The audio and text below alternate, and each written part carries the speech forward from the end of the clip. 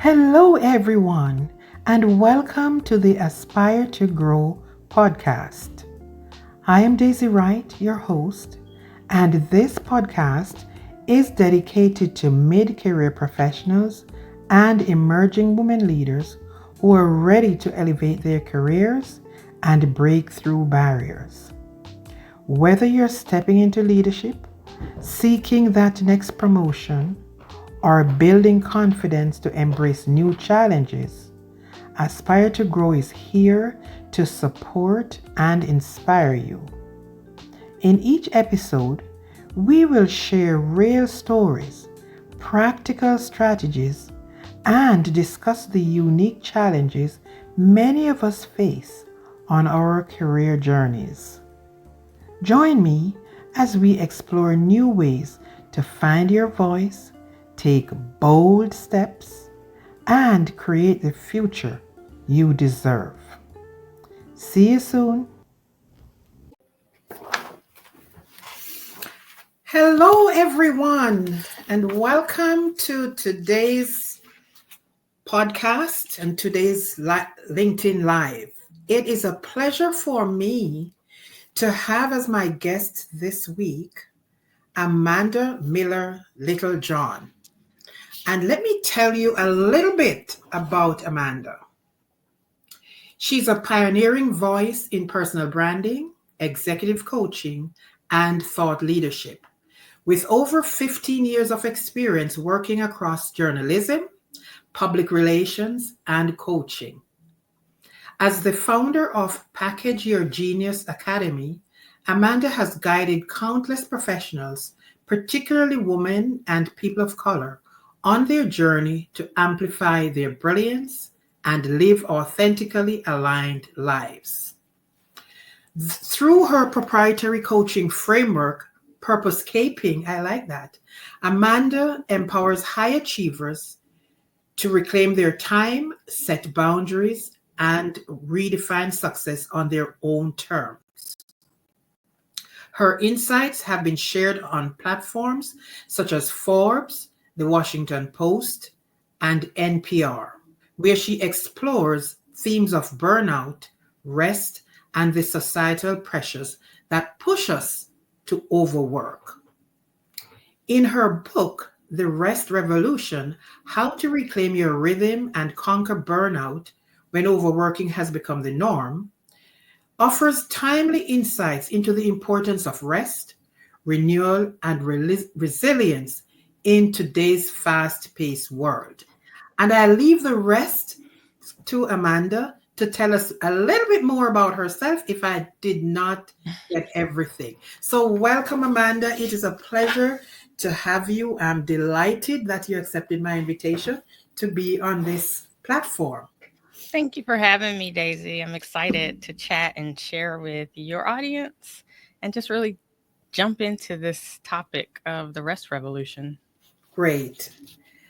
So, and did I cover everything? I think you got it. You Okay. Okay, good. Oh, I would also say that I am a mental health advocate and a mental health journalist. So I write about mental health and how things like burnout can impact the quality of our lives and our mental health. Okay, So and I'll throw that in. that's very, very important, Mhm. especially at this time. So thanks Yes. for that additional information.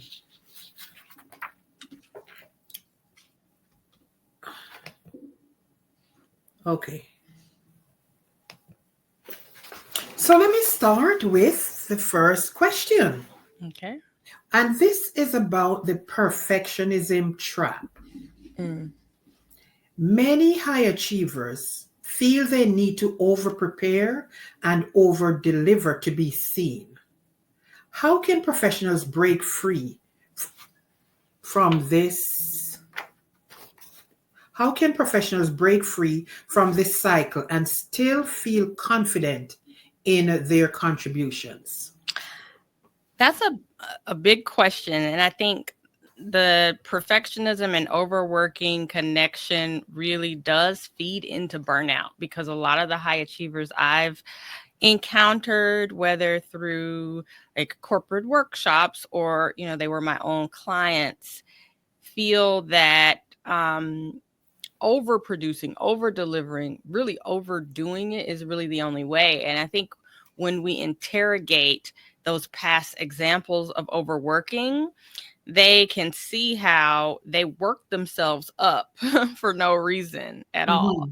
Whereas, preparing a 20-page deck when only one page was reviewed in the end. So I think in terms of breaking that cycle, it's going to be different for everyone because overworking looks different for everyone. Over preparing looks different for everyone. Perfectionism looks different. I think when it comes to perfectionism, really embracing the concept that I write about in the Rest Revolution that, you're a human being. And so by nature, you are not perfect. And so Right. strive to be perfect is almost a fool's errand, and you're setting yourself up to overwork. But that's number one. But number two, I think if you have been a person who has traditionally gone above and beyond, not to say going above and beyond is not great. I think when we're passionate about the work that we do, it can feel really good to do more because it's just our natural strengths. But if you are trying to overcompensate maybe for an area that you don't feel as strong, you could potentially,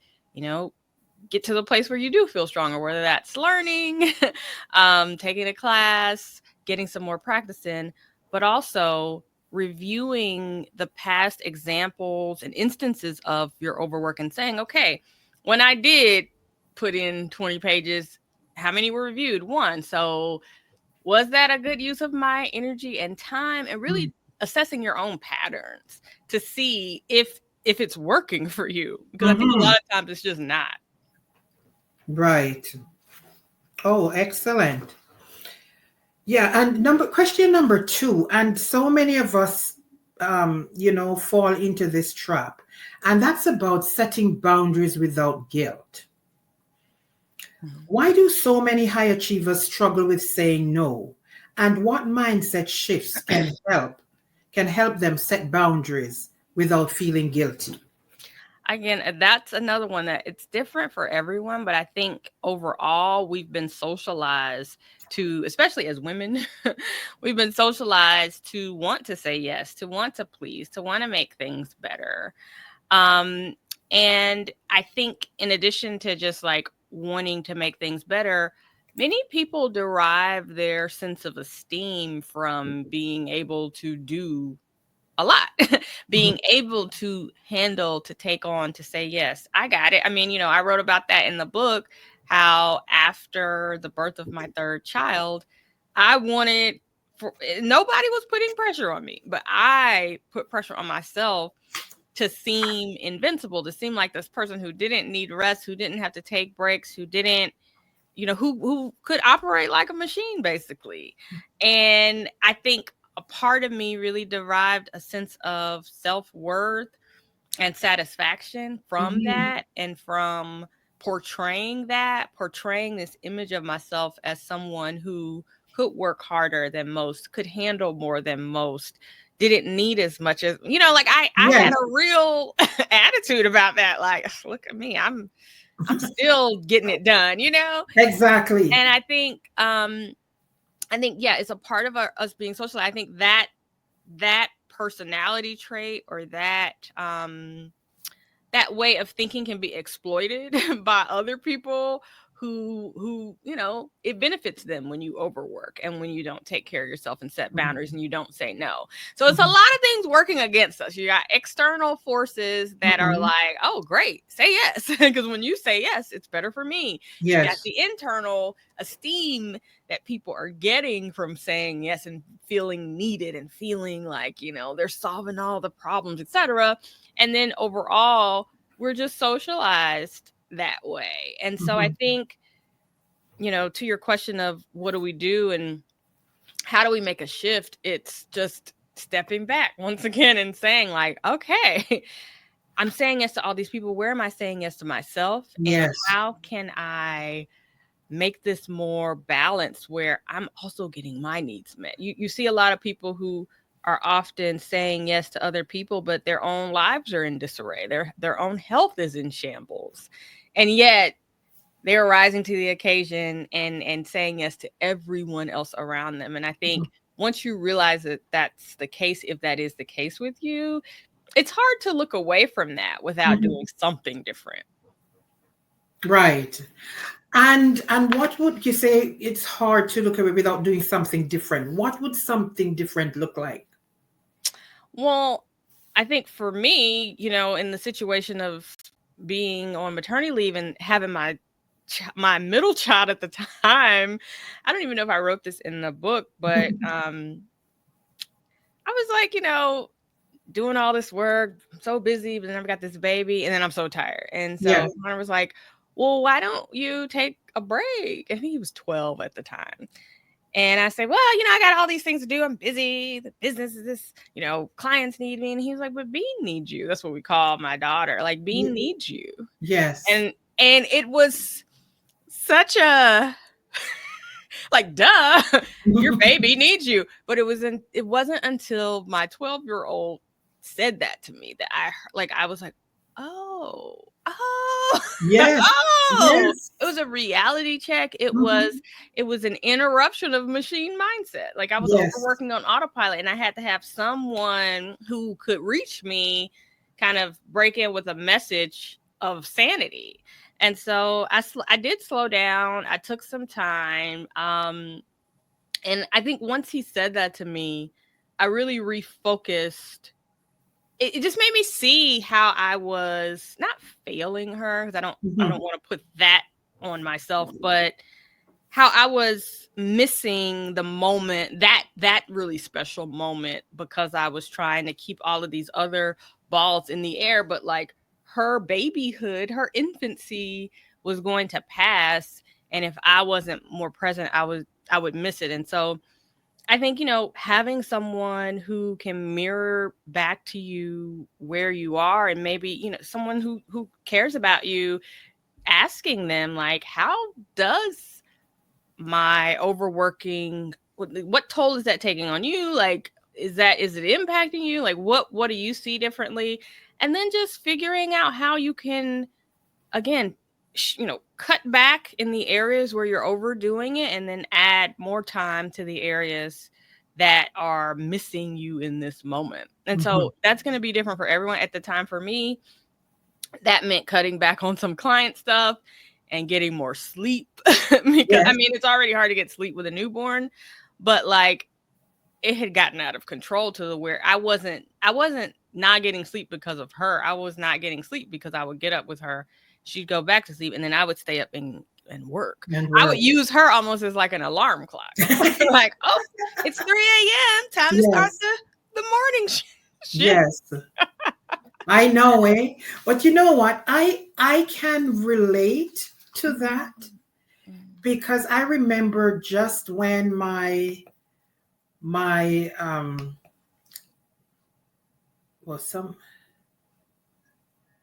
just 1 second, somebody's on, and I just want to show. Yeah. Yes. Janine is saying, that's deep. Needing someone to teach me to provide a reality of focus. That's great. Thank you. Thanks so much. Yes. Many years ago, when I can relate, because my son, when he was 5, he said to me one Tuesday night, I came home, and he said, Mom, did you come home last night? And that hit me in the stomach, because again, I was working so hard at work, and then going to school in the evenings. And when I came home, both kids were asleep, and guilt would hit me so badly that I would go into their room and wake them up and say, Mommy's home. But it, like you said, it took that gut punch to really realize, you have to set priorities, and you have to set boundaries. So thank you so much for that. And so many of us would benefit from your experience. Now, having said that about boundaries and all of that, how do we reclaim our time? So here's a question. What are some small but impactful ways professionals can step away from overworking and create space for strategic career growth? So I think that starts with what everything starts with for me, and that is like deep self communion and knowledge. So when I say communion, I mean spending uninterrupted, still time with yourself as regularly as possible. And I think the small ways are best because you want to figure out something that you can do every day, even if it's just 5 minutes.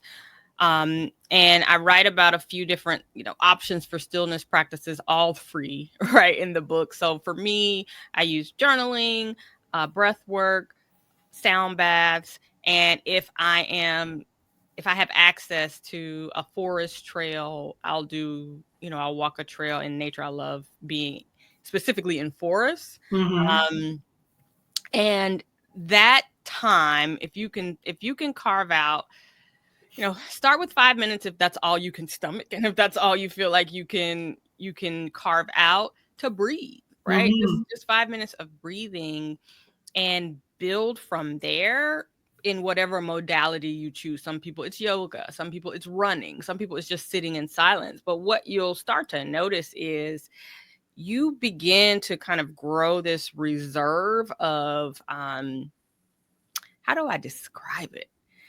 It's like if you see yourself, those dolls, the Russian dolls, where it's like the Mm-hmm. little doll and then there's another doll and another. It's like with each session, you grow another layer, another doll of like patience, of just calmness. It's like your nervous system is getting to reset. And when you start to grow those layers, you're able to hear yourself more clearly and more loudly.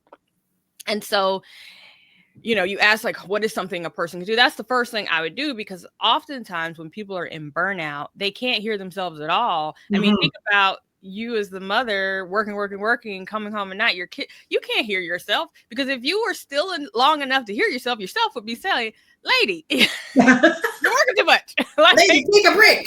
you never see your kids. Like, what's Right. wrong? Like, what's going on here?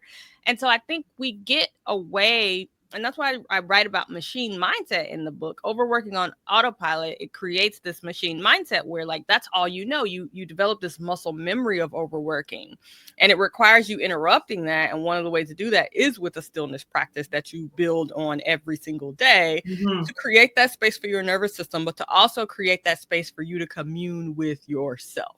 So when Mm-hmm. you're communing with yourself, you can hear yourself, you can start to kind of like get in touch or get back in touch with your needs, that your true desires, what you really need to be doing, that internal wisdom, that intuition that's been there for you to access all along. But because we get so busy and so worked up, working and overworking, and we mistreat our bodies and our nervous systems and our just systems in general, we mistreat ourselves so badly that it's like we're out of tune.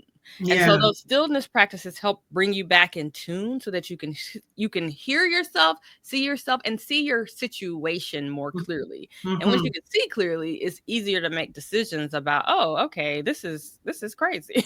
I'm Right. doing too much. Or this, you know what? I really liked this field, but it's just not working for me. It's not working for my family. It's not working for my energy level. This is not working. Like, so many times things are just not working, and we hold on to them because we want to be successful. We want to win. We don't want to feel like we failed. But I think getting back to okay, some time with myself so that I Mm-hmm. can hear myself again, then you'll be able to begin to hear some of those answers. Right. And I like the fact that you say even 5 minutes, Yeah. because 5 minutes can do a Nothing. lot. It can do a lot, and it's most because I realize like sometimes when I tell people, and it changes with the seasons, right? Like sometimes my stillness practices. I mean, there was a time when I would have 3 hours a day, like journal, and then a 2 mile hike through the woods, and then journal again, and then sit and listen to whatever. And that's not realistic. That's not even realistic for me in this moment, in this time of Mhm. my life. But everyone can find, even if it's when you open your eyes before you get out of bed, you can spend 5 minutes breathing and tuning into yourself and setting an intention for your day and thinking about, like, how do I feel? how's my body, checking in with your body, is there any pain? Do I need to stretch? Like, what do I need? How Mm-hmm. often do you ask yourself, what do you need? But you're always, running around trying to see about everyone else's needs. Exactly. And not That's another taking book. and not taking care of yourself. Right. Oh boy. Okay. Now my next question is about sustaining visibility. Okay. Sustainable visibility strategy. Many professions fear that self promotion is exhausting or inauthentic. How can they build visibility in their industry without feeling drained or constantly on? Um, because this is what I do, in terms of personal branding and thought leadership coaching and strategy for people, I always, like to start with your strengths Mhm. and what you naturally are able to do. What do you naturally enjoy? What do you naturally gravitate towards? I think any any way of promoting yourself that's not tied to your strengths is going to exhaust you. And so you have to find out what works for you and do that work. And only you know that. Like, some people, writing might be their thing. Other people love showing up on camera and talking. Some people Mhm. just love to talk on a podcast. Some people are public speakers. Some people like, doing interviews like this. Some people just really come alive in person on a stage. So I think you have to really think about when you are at your best and when it's not a drain, but it's an energizer for you. Exactly. And then you lean into that. And it doesn't even have to be something that is traditionally thought of as personal branding. I have a friend and former client who um, swears by handwritten notes. She loves writing, notes to people. She loves, writing a birthday card, writing a little message in it, or just sending a note that you're not even expecting because it's not your birthday. You just Mhm. go to the mailbox and here's this note from her. And she has told me that doing that, it's almost like a ministry, her handwritten note ministry. She just does it. Mhm. She loves it, but it always sparks a conversation with someone on the other end who might say, what are you up to? Let me bring you in. We need you for this. It Yes. reminds people that you're there, and then you can start, a conversation about what could be. But it's not that it's an intentional, okay, let me send this note to see what I can get out of it, but that is her way of keeping in touch with people. So I think you've got to see it both as external, like how am I being visible, but also how am I nurturing relationships. And I think too many people focus just on how am I being seen and how am I externally visible, and not just how am I growing new relationships, how am I nurturing new relationships, because that's the point of visibility, period. Mhm. Might be a person who doesn't necessarily need to have this like huge public facing, following, but you have really strong ties with the people in your network, and you're steadily meeting new people and nurturing those new people, so that when the time comes for you to reach out for a new position or get a recommendation or get a referral for a client, you've got all of these people who are your champions and ambassadors. So I encourage people to think outside of the box.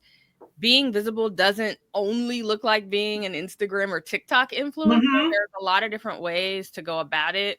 And I think, you owe it to yourself to experiment and try to find the way that works best for you. And also know that your way of being visible may not look like somebody else's way of being visible. But if it's helping you get to the goals of having a network that can vouch for you or open doors for you or hire you, then isn't that the point? Exactly. That's the point. But let me ask you this other question just to follow up on this one. Many people um, shy away from self promotion. Mm-hmm. And I want to get your perspective on that. Just this self promotion. So the visibility piece is great. You covered that. But in terms of self promotion, what advice would you give to people who feel uncomfortable promoting themselves? Advice would I give? I mean, I think first of all, like I'm the type of person where I'm like, I have to understand things before I can take anybody's advice. So Right. I'll start with that. You're not alone. It's normal. Like a lot of people feel uncomfortable. Again, Mhm. many cultures are socialized to not be self-promotional. It's Yes. rude to be self-promotional. And so I think especially if you're coming from a culture that sees speaking up and talking about yourself and tooting your own horn as obnoxious or rude, then you're going to have to reconcile that, within the context of your career or business goals. So it's one thing to not be self-promotional within your um your business, right?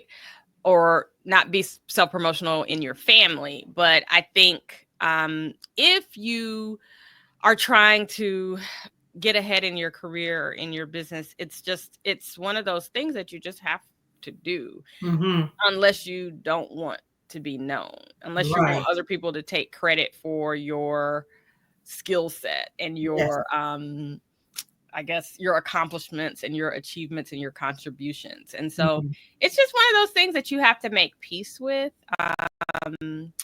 But advice for overcoming it's not always comfortable. And I think a lot of that is tied to, no one wants to feel rejected. No one wants to feel like they're putting themselves out there and it's not landing well or people don't like them. It's like you open yourself up to be judged. You open yourself up to be exposed when you promote yourself, because just kind of staying behind the scenes and staying invisible is safe. Yes.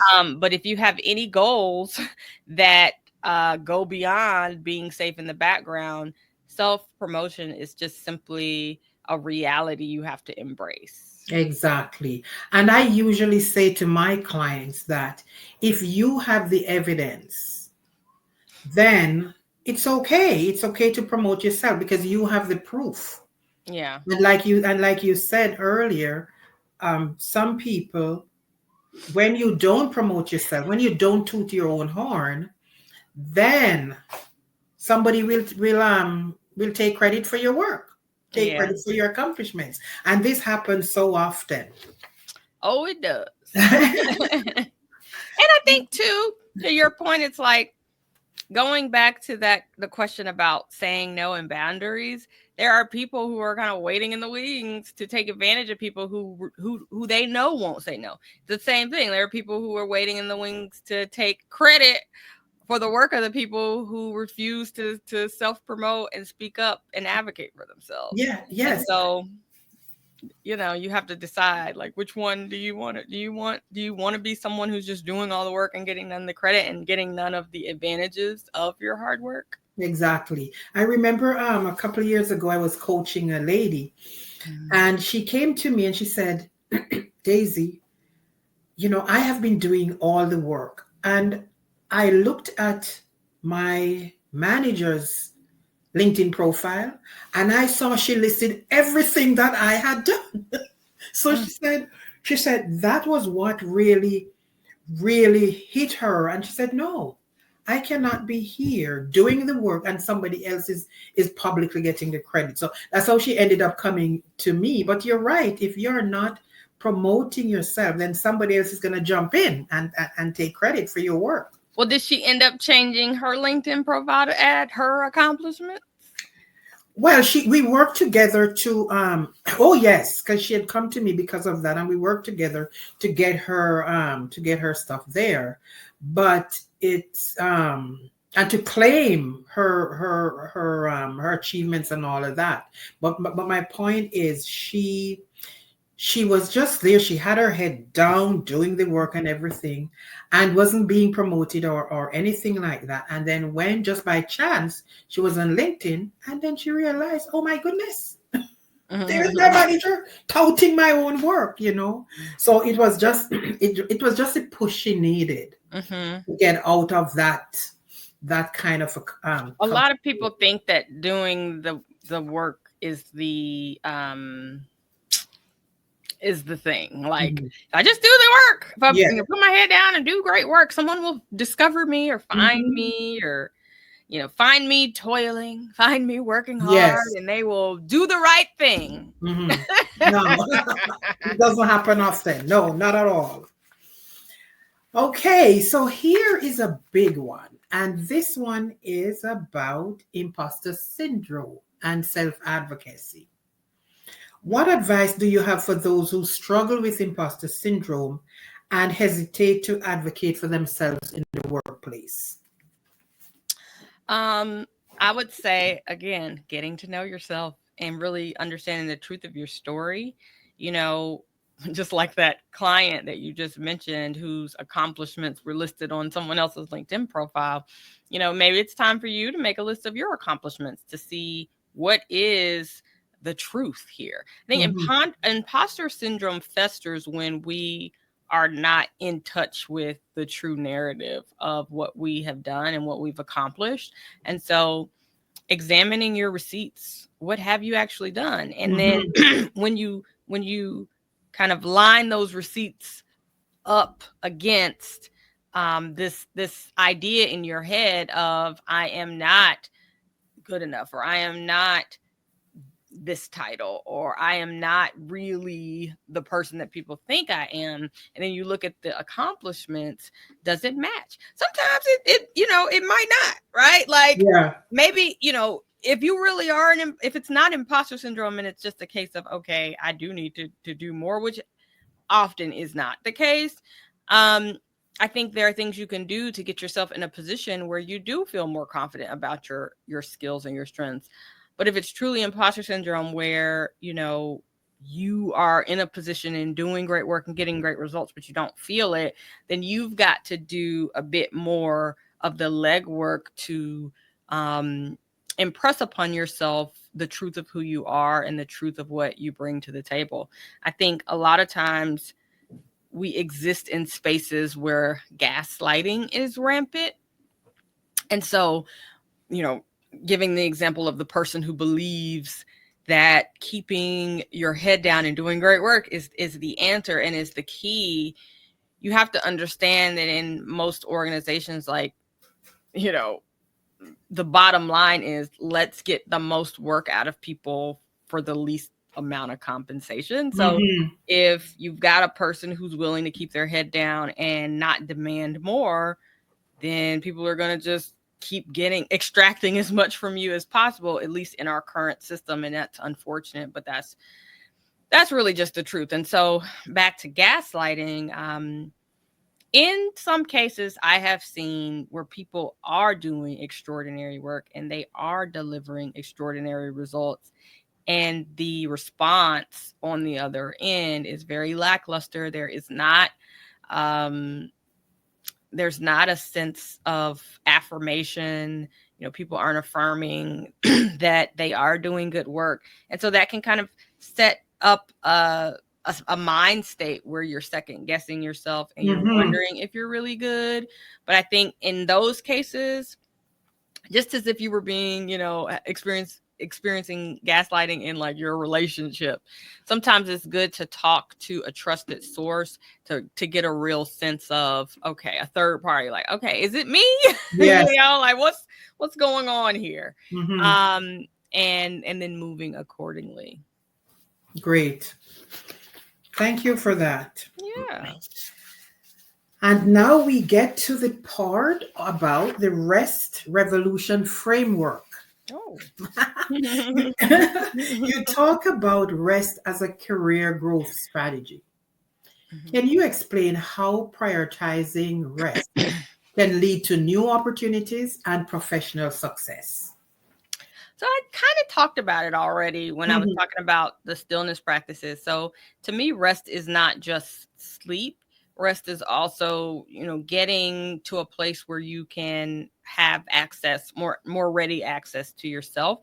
And I think whenever you're in that position after, investing in the stillness and spending time with you and being still and getting quiet and just hearing yourself, you're able to approach your career from a standpoint of clarity and a standpoint of truth Mhm. versus just the cloudedness of what the world is mirroring back to you, or pushing on you, or requesting of you, or wanting from you, because this is what benefits everyone else.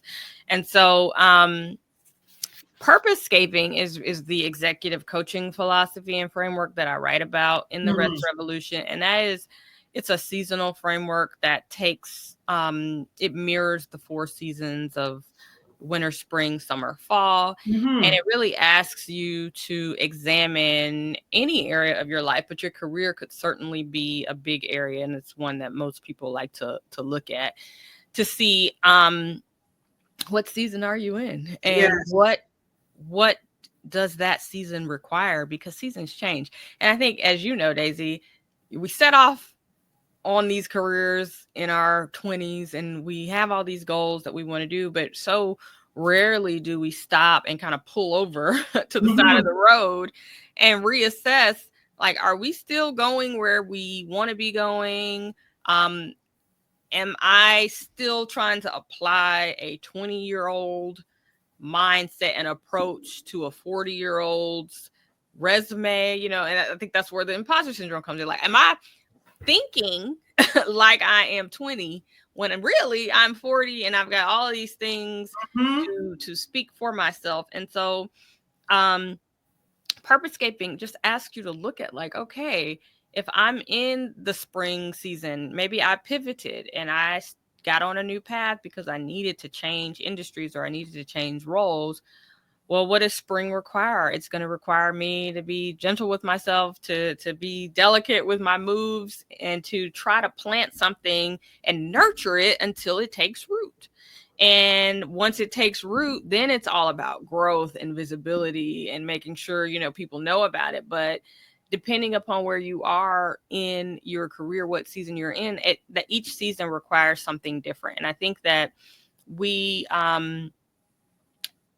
repeatedly skip winter, which is one of the chapters in the book. We repeatedly skip that time for rest and reflection. And that's why so many of us don't have clarity about what we're supposed to be doing in any season. You're right. Hey, Janine. Preach.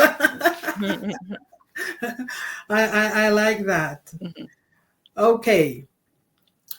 So my next question, and you have covered some of this, but it's about how balancing excellence with well-being. And the question is, high achievers want to deliver excellent work, but at what point does striving for excellence become unsustainable? And how can they find a balance? Well, again, the repeatedly skipping winter is the lack of sustainability. Like, that's where the unsustainability comes in. And I think that certain seasons are going to look like showing up and providing excellence, like summer and fall, right? Like you're going, you're reaping rewards, you're getting promotions, you're doing all the great things. And most people like that part, right? They like that part of the cycle. They like the part where they the footing is sure. Think about spring. Spring is so uncertain because you're like, I'm going to plant this seed, but I don't know if it's going to grow. Right. Like, I don't know. And I don't know if once it grows, it's going to thrive. And like, does it like me? Does it like this little patch of dirt? Does it like where I've put it? I don't know. We've got to see. We got to do some experimentation to see how this all pans out. But then once summer is here, what you have is what you have. And so it's a matter of really doubling down to grow this thing that has taken root. And then fall is about just reaping the rewards of tending to something that was healthy and that grew. And I think most people, when it comes to a kind of a winter season of, okay, I picked a path, I picked a direction, I made some solid moves, I got some things growing, I obviously have evidence that what I grew did well, maybe I got a promotion or I got an award of some sort, but now I need to take some time back and assess what's working, what's not working, and what I want to take with me into the next spring season. Like, what do I want to plan again? What do I want to get rid of? What What is something new I want to try? And I think that is that moment where so many people don't take the time to rest, decide, make decisions, reflect, Mm-hmm. because it's uncomfortable and because the world does not validate you when you are silently making decisions in the background or assessing your life from a point of wisdom and trying to Mm-hmm. see like what makes sense for me. Maybe you've been in this long season of parenting and now your role as a parent has shifted, and so Yes. you have more room or you have less room, right, for Yes. work, and you've got to make adjustments around how you're working. Most people, they really delay or deny themselves the opportunity to stop and reflect and make those key decisions that set themselves up. But my point is, we start our careers and we don't take into account that we are living beings that will grow and evolve, and things shift, things change, both Mm-hmm. from a personal level, a professional level. Industries change, our Yes. family dynamics change. You might go from having nobody to take care of, people taking care of you, and then you taking care of people older than you and younger than you at the same time. Like, things change, and as they change, you have to adapt your approach Mm-hmm. to how you move personally and professionally. And it takes some reflecting time and true honesty for you to kind of get to that. And so you asked about sustainability. I think that's where that lack of sustainability comes in, is that we're just repeatedly skipping winter. But winter is a necessary season. No season is wasted. And I say Exactly. that in the book. But we skip winter because it's not sexy, it's not fun, in the Yeah, I background. read that part in the book. Yeah, it's It's it's it's private, yes. and people want to be rewarded. They want to be praised. They want applause, and you don't get that in winter, because winter is Mm-hmm. just about you and yourself, you and yourself, and the Exactly. plans you're making, and the rest you're getting, and how you're restoring for the next cycle. Mm-hmm. I like your idea of this purposecaping, and and including the seasons, because it does make sense. Hmm. You plant in the spring, and then it grows in the summer, and you reap in the fall, and then you reassess in the winter. I like that. I hope you have a whole chapter on on that on that in Chapter 8. in the book. Oh, okay. Chapter 8's the longest chapter in the book. Oh, okay, because I jumped over to chapter 9 when I was Hmm. running When through you it. should have been reading chapter 8, Yes, because yeah, that's the but chapter. don't worry, I have set aside I have set aside time to go through the book page by page, because I think it's a resource that we all need. Mm. No kidding. And whether we are professionals or entrepreneurs, it has some good tips in there that can help us. Okay, so this question is about business. Okay. Shifting from business to impact. Many professionals equate business with productivity. How can they shift their focus from being busy to making a real impact in their careers? And I know this is so common, busy. How are you doing? Oh, I'm so busy. I'm so busy, right? But how do we how can we shift the focus from being busy to making a real impact? It's funny in that, just in you saying I'm so busy, it just made me think of something else. Number one, I think if you're going to shift the focus from being busy, you have to actually want to shift the focus from being busy. I think a lot of people see busyness as like a badge of honor, and they see it as a way to seem and feel important. But there are also people that I think use busyness as a way to avoid themselves.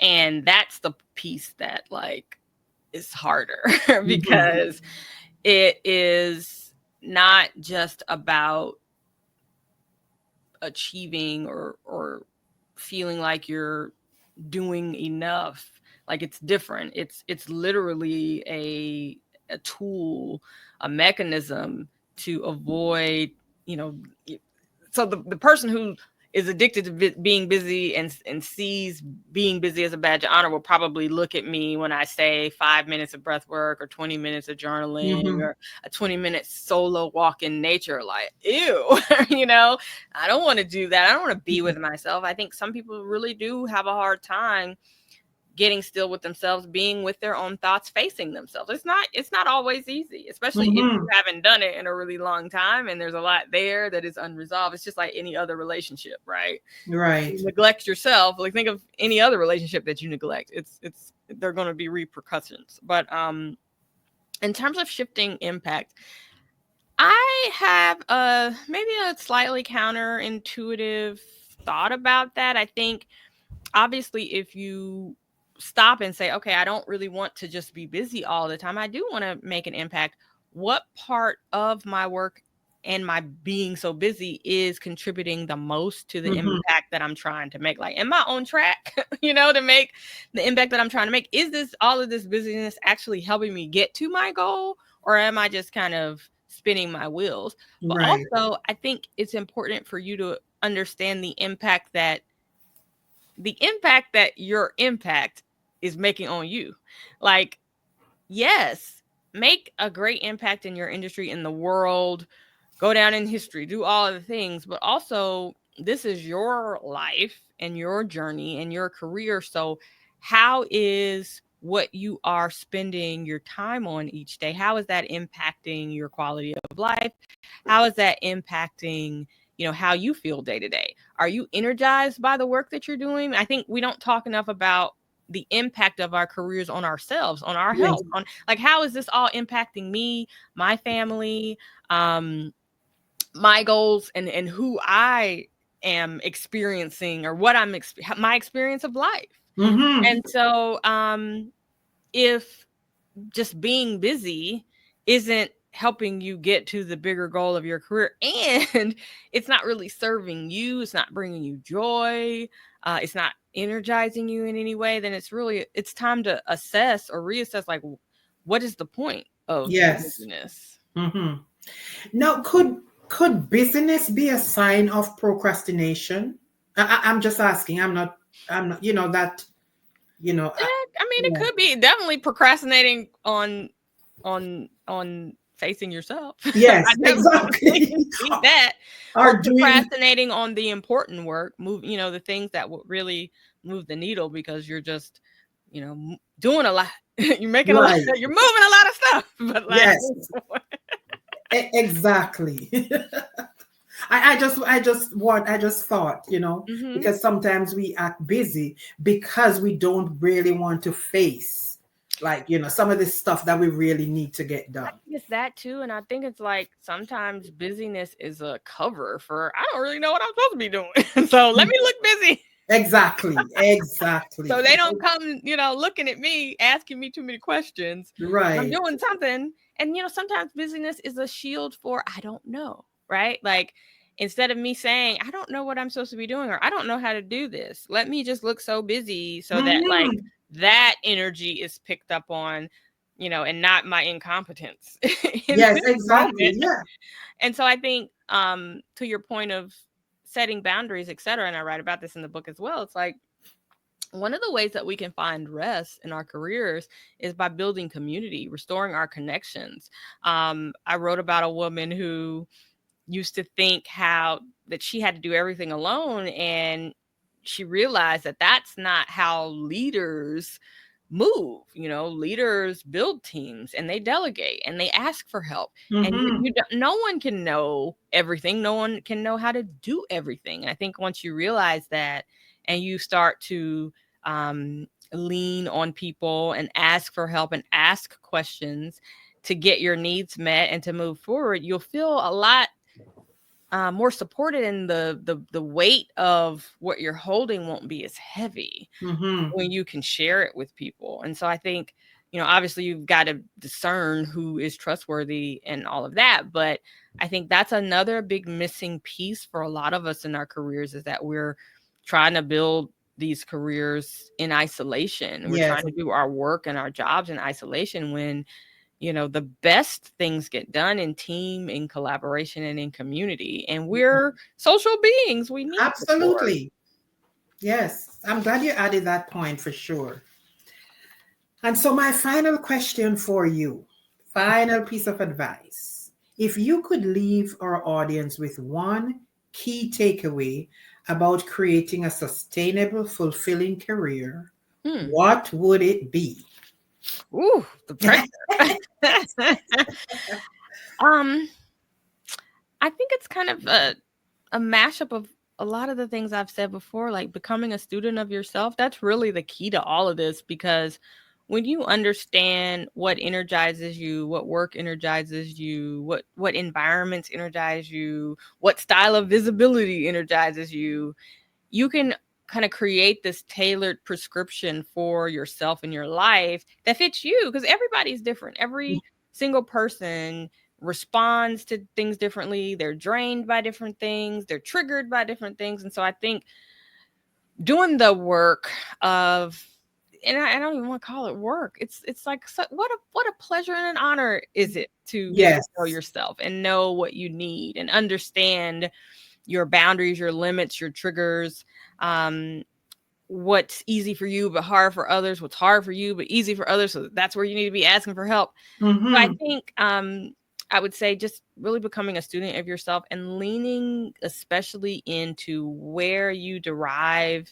energy and joy from your work. Because again, I think a lot of times we think that, I can't do this because this comes so easy to me, or it's fun, or it feels too good to be work. Yes. But what we don't realize is that for someone else, it's difficult or it's Mm-hmm. not enjoyable. And so we really do owe it both to ourselves and to the world to lean into the things that are fueling to us, that are energizing and are easy for us, Yes, because those are the things that we're meant to be doing. exactly. Wow. Great words of advice to end this interview. Now, if someone wanted to get in touch with you, how do they do that? And where can they get your book? Mm. Well, I think most people may be seeing this on LinkedIn. I'm on LinkedIn, Amanda Miller Good. Littlejohn. So send me a friend request and say you saw me here, Mhm. and we can start a conversation. Absolutely. I also have a website, just my name, amandamillerlittlejohn.com, which you can reach me through. And then my book is available pretty much everywhere online that books are sold. So, Barnes and Noble, Amazon, Bookshop, Books a Million. And the website for the book is therestrevolutionbook.com. If you just kind of want to go there, learn more about it, pick a retailer. But if you just Google the Rest Revolution, it's out there. And we also have an audiobook. So that's exciting. Oh, that's Yeah. excellent. Yes. Now I wasn't the narrator, unfortunately. But That's all still, right. it's out there. It's out there. It's out there for sure. So people can get that. Yep. Well, Amanda, thank you so much for your time. Thank you for this expansive interview.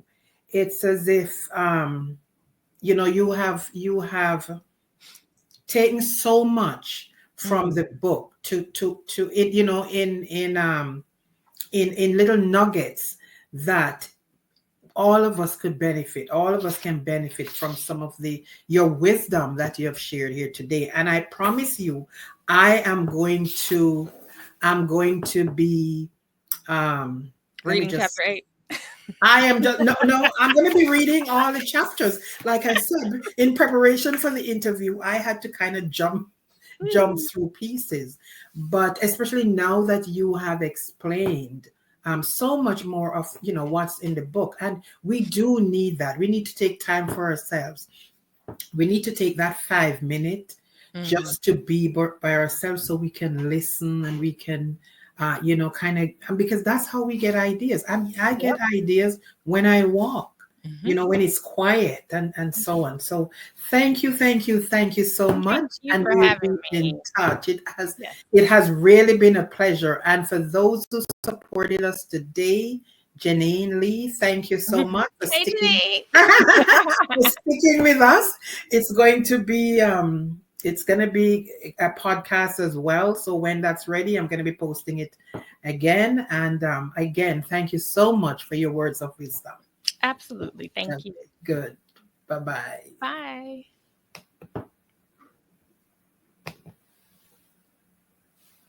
Thank you so much for watching or for listening, and I look forward to bringing you some other exciting and inspirational guests. Let's grow.